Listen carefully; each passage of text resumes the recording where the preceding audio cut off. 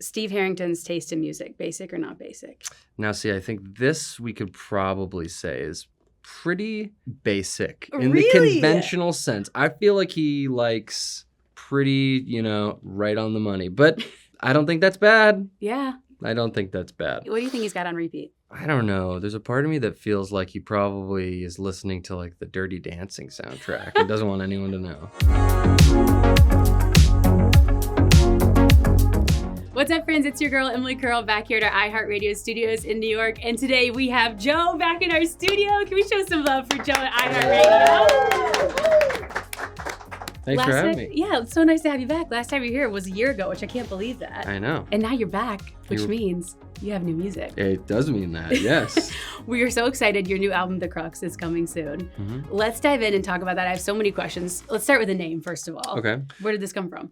I've never had a title track of an album, and there is a title track. There's a song called Crux on the album. So it felt like that song we came to that sort of at the end of the process. And it's sort of like a weird, sticky word. And for me, it had a little bit of symbolism of like being at a crossroads, being like the decisive point of a matter. And it just felt like it symbolized the body work in a nice way. Yeah. Do you feel like when you started the album, you were at a crossroads, or do you feel like you ended at a crossroads? Oh, I guess both, really. Wow. But I think I started for sure in like a big period of transition. I was just kind of getting out of this relationship and moving across the country and starting working on a bunch of different jobs. So yeah, I kind of had like a bunch of different things going on. Okay, so taking back to the beginning of this album creation, like the first thought you had, the first sound, the first like lyrics, where was that? When was that? And like how did that sort of, create this project to come? This was like the first album that I had ever done from beginning to end, like all in a studio. Before it had mostly been like bedroom recordings and then I would finish it in a studio. But I was kind of on the road doing all these different projects and stuff, getting all these little ideas, trying to do that and then bringing them into the studio after I did that and then working on them. So it was like a period of 2 years pretty much of just doing that, going to Calgary and coming up with ideas and then going to Atlanta like we were talking about. So it was like a bunch of that, really. It was like a long process of just putting it together. I guess it was more of just an evolution of ideas that... I think so. That like in the past I've had like maybe 1 or 2 extra songs for an album, but this one there were like a bunch of songs. We made so many songs, so it was nice to be able to kind of just like pick the songs from the big group that kind of best maybe fit the arc of the album. Was there a singular through line that maybe you didn't realize why you're creating it, but once it was done and you had sort of pieced it together, you could look back and be like, okay, these were all thematic in this way? I knew I was going through a breakup, so like I knew it'd be a breakup album in some ways, but it also ended up having, I don't know, it's not just that for me actually now, which I was kind of surprised as the record was coming together. It kind of goes somewhere else at the end, which I really like as well. So, yeah. You mentioned the studio that you made this in. It's Hallowed Ground, Electric Lady Studios in New York, which is the coolest place ever. And it's so funny because I just walked by it recently. And it's really inconspicuous on the outside. You can't really tell you can kind of see in the window. What was it like working in this studio that, so many of our favorite artists have recorded projects in there? It's crazy. The front of it is very non-discreet, and it's a one-way mirror. So people will come in or people will be standing outside and like taking pictures and like, doing. I definitely did that. Yeah, for sure. But then on the inside, what you don't realize is that sometimes there are people just looking right out. So that's kind of funny. That's great. Yeah, but the history at that place is, crazy. It was like a nightclub, and then Jimi Hendrix bought this nightclub and then turned it into a recording studio, and just the legacy of the artists who have recorded there. Do you feel like that environment plays a role in the sound and what you're creating? Was that also a character in the story? Yeah, I think definitely. The fact that we did it at a place where we had these tools that were used by a lot of artists who were a big influence to me.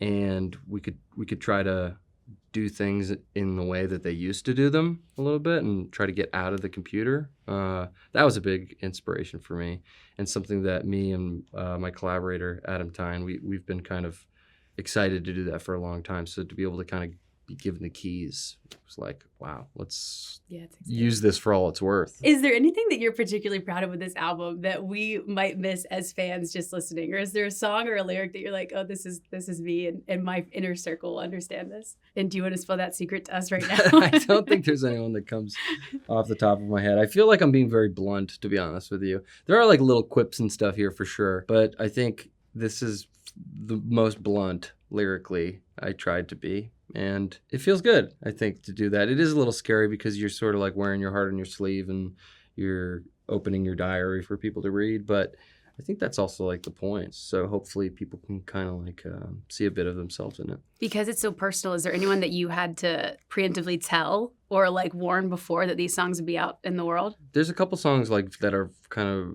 for my family, I guess. So I like played my family the album. That's it. What did they think? They liked it. My dad. I should have waited to give it to my dad because I probably would have had way more streams. He would have bumped the streams up. I would have made some good money. What's his favorite? He really likes the song Charlie's Garden a lot. If this album were a film, would it look like the album artwork?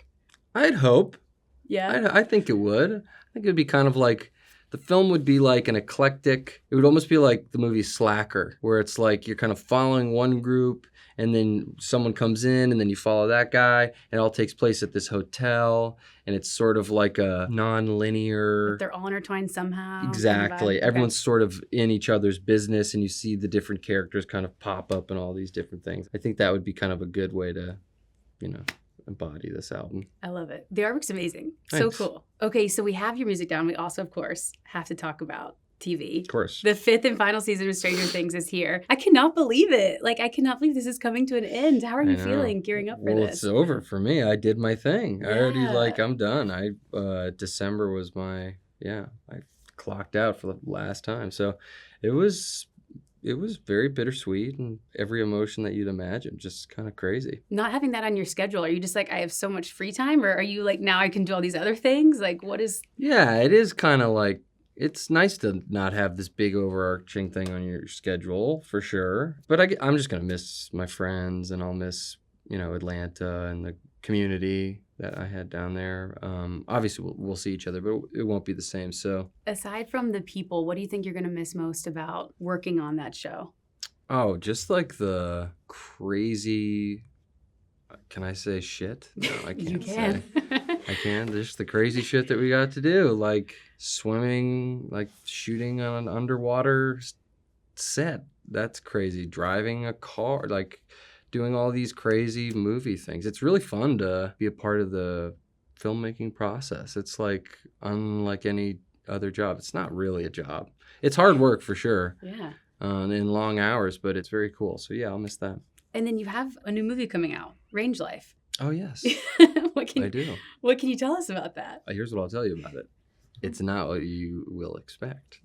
Oh, what is that? I actually have not seen it yet, but Alex Ross Perry is a genius filmmaker, and it's got some other incredible actors in it, and it's a multi-layered look at the band Pavement, and the part that I play in the movie is probably like a quarter of it, which is me as me playing Stephen Malcolmus. Interesting. So I think I did not see this trailer that they released, but the trailer also is a kind of a meta trailer because there is no movie. Oh, wow. Okay, so we watched a trailer.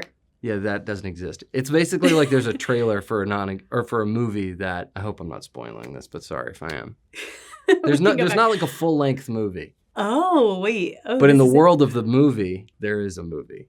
Okay. Oh, man. It's so confusing. That is confusing. Okay, but we're excited about this. So when does this... Oh, I'm excited about it. When does the non-movie come out? It's coming out in the spring. Okay, in the spring. Yeah. Okay, we'll look forward to that. Yeah. And then you're also going on tour. We, of course, have to talk about that. And the tour sold out in minutes, which is crazy. That has to feel so good as an artist. What are you dreaming up? What's most important for you when you put on a show? The most important part is, I think, like taking everybody out of their day-to-day and, making it worth their while, that they're, taking the time to drive or, sometimes people are flying to these shows. So really just want to have like kind of a moment of escapism for people. That's what I love when I go see a show, is to kind of like have like a place where everyone can kind of let their freak flag fly, I guess. We love that. And have a good time. So you kick off the tour, and then you're playing Coachella stage. I know. Which that's a crazy. I mean, that's like a one of a kind show, one of a kind stage. I know. Have you already started thinking about it? We're gonna have. Yes, we have. I was gonna make a bad joke. Yeah, I've been to Coachella one other time, and it's crazy. It's a huge festival. So who'd you see when you went? I saw Billie Eilish. Oh wow, that was a good one. Yeah, and who else was there? Parcels. This band Parcels. I think Tim and Paul actually played that year as well. Oh. And so, anyways, it's like gonna be a crazy time, and I'm gonna be holding on to my pants for dear life, I'm sure. Do you get nervous for those types of shows, or at this point Absolutely. Are you like... Absolutely. Am I making it worse, bringing it up? Yeah. No.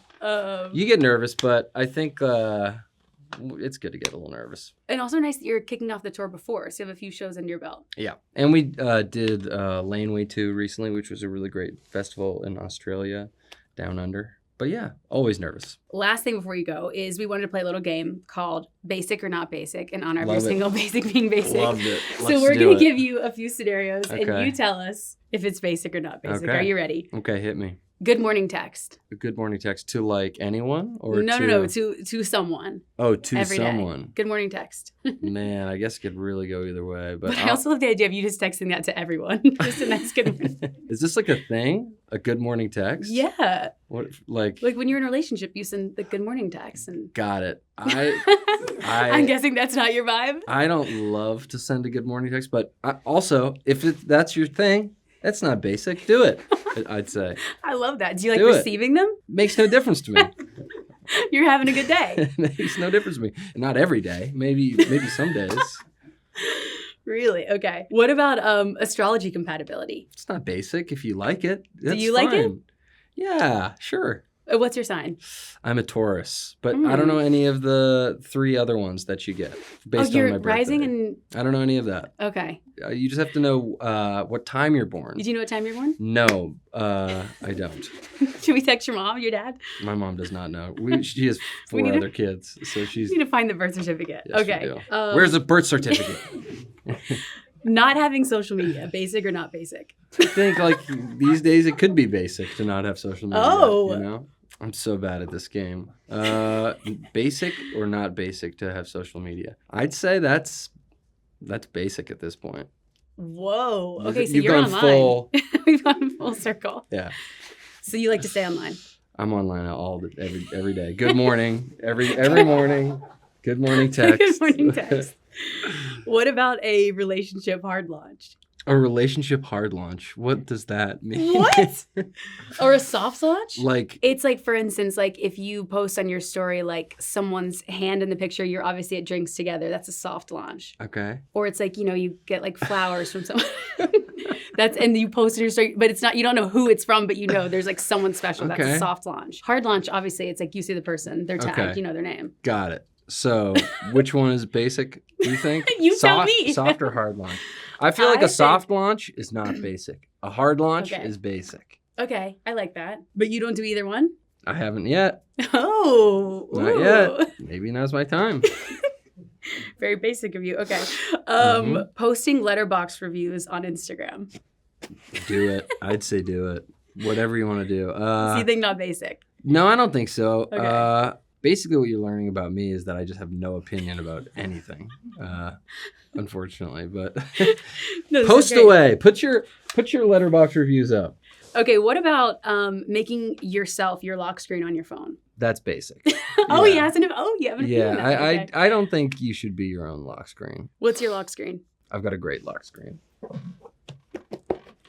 Did we steal your phone? Oh, yes. Oh my God. Icon. Who is that? It's my niece. Wait, love her. She had hurt her fingers. Oh, sorry. She had hurt her fingers. I love that. How old is she? 3. So cute. Cute. What about Steve Harrington's taste in music? Basic or not basic? Now, see, I think this we could probably say is pretty basic in the conventional sense. I feel like he likes pretty, right on the money. But I don't think that's bad. Yeah. I don't think that's bad. Okay. I haven't given his music taste too much thought until right now. I do wonder what he's listening to. Yeah, what do you think he's got on repeat? I don't know. There's a part of me that feels like he probably is listening to like the Dirty Dancing soundtrack and doesn't want anyone to know. I kind of love that for him. Yeah. I could see it. All right, what about Carhartt? Basic or not basic? Well, technically, it is a basic. You're right. Because it is a... it's a staple. You could make the argument that it's been blown out of proportion, but I don't know. People still really like it, so I don't know. It's up to the audience if it's basic or not. I love this game with you. Okay, shooting on film instead of digital. Basic or not basic? Well, I do think... Another middle ground? No, I do think shooting on film is kind of nice. It just looks nice. Okay, so not basic for that. No, I don't think you're basic. I mean, it's definitely, you're putting yourself through a little bit more of a process, but if you really like it, then, it's worth it. Committed to the art. You're committed to the art. It's definitely more expensive, that's for sure. What about wearing AirPods? Wear them. Not basic. I have AirPod Maxes. Oh, go off. Yeah, they're... crazy. Yeah. Okay, last one. Clapping when the plane lands. Great. Clap when the plane lands. Right? This day and age, we need that. When I have like a memory of being young and dressing up for the airplane, and then people clapping as the... But people Did you think they were clapping for you? Not for me, no. Just people don't celebrate aviation like they used to. We need to bring that back. We do need to bring that back. It's amazing that we're flying every day and landing. How we do this. How do we do this? I don't know. Powerful stuff. It's powerful. Joe, thank you so much for being here. Thank you for playing our game, for all your opinions. Thank Give you it up one more time for Joe in our studio. We're so excited for you. Congratulations on the new album. Make sure you guys stream The Crux out soon. We'll see you next time. Thanks so much for watching. Did you like that video? You can check out more over here, and don't forget to subscribe to iHeart right here. And if you're already a longtime fan, make sure you ring the bell down below so you don't miss a single video. See you next time.